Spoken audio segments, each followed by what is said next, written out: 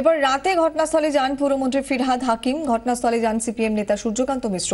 পুরমন্ত্রী জানিয়েছেন কি কারণে গাফিলতি তা জানতে উচ্চ পর্যায়ে তদন্ত কমিটি গঠন করা হয়েছে। রিপোর্ট থেকেই স্পষ্ট হবে আসল কারণ।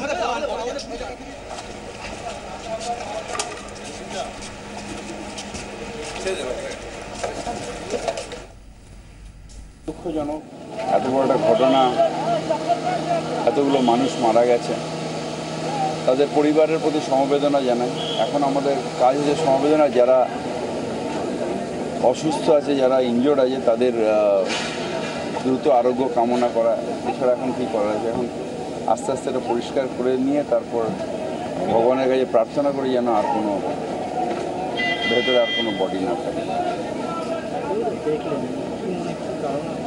এটা কি কারণে, এটা একটা হাইয়েস্ট লেভেল ইনকোয়ারি মুখ্যমন্ত্রী দিয়েছেন, আপনারা জানেন। ইনকোয়ারি করে দেখা যাবে, কারণ এটা একটা অ্যাবনর্মালভাবে পড়েছে। কিভাবে পড়েছে এটা, মানে আমি যদিও ইঞ্জিনিয়ার নই, কিন্তু যদি ইঞ্জিনিয়ার হয় তার পক্ষেও বলা মুশকিল হবে যে এইভাবে কি করে ভেঙে পড়তে পারে।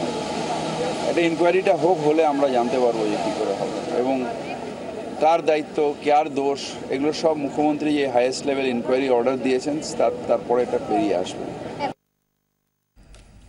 একটা ছোট্ট বিরতি নিয়ে ফিরছি খবরে, সঙ্গে থাকুন 24 ঘন্টা।